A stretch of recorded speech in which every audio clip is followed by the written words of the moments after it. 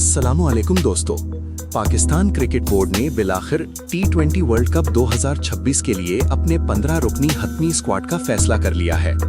लेकिन क्या इस स्क्वाड के ऐलान के बाद अब पाकिस्तान की वर्ल्ड कप में शिरकत यकीनी है? मोहसिन नकवी का वो बयान जो उन्होंने हुकूमत से मुशावरत के हवाले से दिया था, अब उसकी क्या हकीकत है और वो कौन सा एक खिलाड़ी है जिसे 16 रुकनी स्क्वाड से बाहर करके 15 मेंबर्स पूरे किए गए हैं? आज की वीडियो में हम इसी पर तफसील से बात करेंगे। दोस्तों, सबसे पहले बात करते हैं शिरकत की।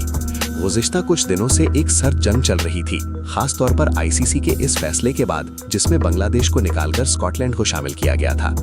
चेयरमैन पीसीबी मोहसिन नकवी का कहना था कि वो हुकूमत से पूछकर फैसला करेंगे, लेकिन अब स्क्वाड का ऐलान इस बात का 99% सबूत है कि पाकिस्तान वर्ल्ड कप खेलने जा रहा है। इसकी एक बड़ी वजह यह भी है कि बांग्लादेश हुकूमत या बोर्ड की जानिब से कोई सख्त रद्द-ए-अमल सामने नहीं आया। उन्होंने एक तरह से आईसीसी का ये फैसला कबूल कर लिया है। जब बांग्लादेश अपना केस खुद नहीं लड़ रहा, तो पीसीबी ने भी अब मजीद आगे जाने के बजाय वर्ल्ड कप पर फोकस करने का फैसला किया है। अब आते हैं स्क्वाड की तब्दीलियों पर। दोस्तों, याद रहे कि हारिस रऊफ पहले ही अपनी खराब फॉर्म की वजह से ऑस्ट्रेलिया सीरीज के स्क्वाड से बाहर थे और अब वर्ल्ड कप के लिए भी उनकी वापसी नहीं हो सकी। ऑस्ट्रेलिया के खिलाफ पाकिस्तान ने 16 रुकनी स्क्वाड का ऐलान किया था, लेकिन वर्ल्ड कप के लिए सिर्फ 15 खिलाड़ी ही जा सकते थे। पहले ये लग रहा था कि शायद नसीम शाह या फहीम अशरफ को ड्रॉप किया जाएगा, लेकिन पीसीबी ने मोहम्मद वसीम जूनियर को ड्रॉप कर दिया है।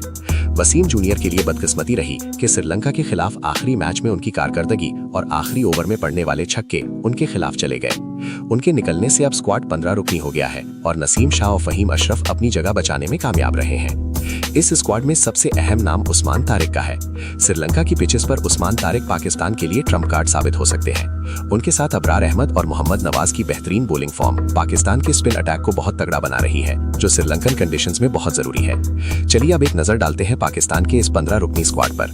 कप्तान सलमान अली आगा, अबरार अहमद, बाबर आजम, फहीम अशरफ, फखर जमान, मोहम्मद ख्वाजा नाफी, मोहम्मद नवाज, सलमान मिर्जा, नसीम शाह, साहबजादा फरहान, साइम अयूब, शादाब खान, शाहीन शाह अफरीदी, उस्मान खान और उस्मान तारिक।